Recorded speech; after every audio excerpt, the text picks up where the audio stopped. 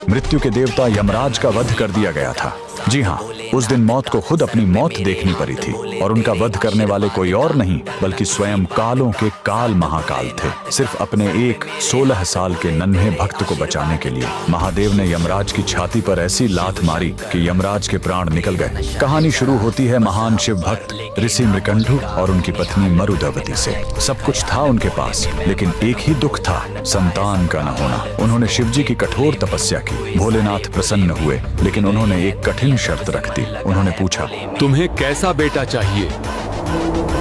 एक जो 100 साल जिए लेकिन मूर्ख हो, या एक ऐसा ज्ञानी बेटा जिसकी उम्र सिर्फ 16 साल हो? ऋषि ने पत्थर दिल करके कम उम्र वाला ज्ञानी बेटा चुना। घर में किलकारी गूंजी। बेटे का नाम रखा गया मार्कंडेय। मार्कंडेय बड़ा होने लगा, उसका तेज बढ़ता गया। लेकिन जैसे जैसे उसका 16वां जन्मदिन पास आ रहा था, माता पिता का रो रो कर बुरा हाल था। जब मार्कंडेय ने कारण पूछा और उसे अपनी मौत का सच पता चला, तो वो नन्हा बालक बिल्कुल नहीं घबराया। उसने कहा, मैं उस महाकाल की शरण में जाऊंगा जो मौत को भी बदल सकते हैं।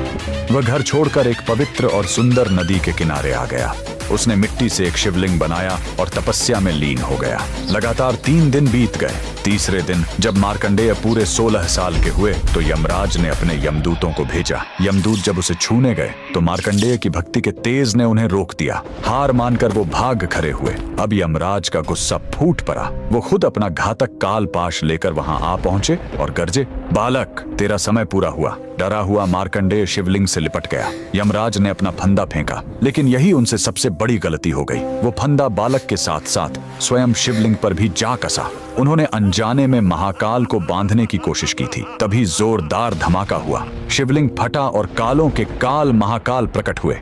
उन्होंने गरज कर कहा, मूर्ख, तूने मेरे भक्त पर वार करने की हिम्मत कैसे की? महाकाल ने एक जोरदार लात यमराज की छाती पर मारी और अपने त्रिशूल से वहीं यमराज का वध कर दिया। उस पल दुनिया से मौत खत्म हो गई। शिवजी ने मार्कंडेय को अमर होने का वरदान दिया। बाद में सृष्टि का संतुलन बनाए रखने के लिए उन्होंने यमराज को भी वापस जिंदा किया, लेकिन इस चेतावनी के साथ कि वो शिव भक्तों से दूर रहेंगे। उस महाशक्तिशाली महादेव के लिए कमेंट में हर हर महादेव जरूर लिखें।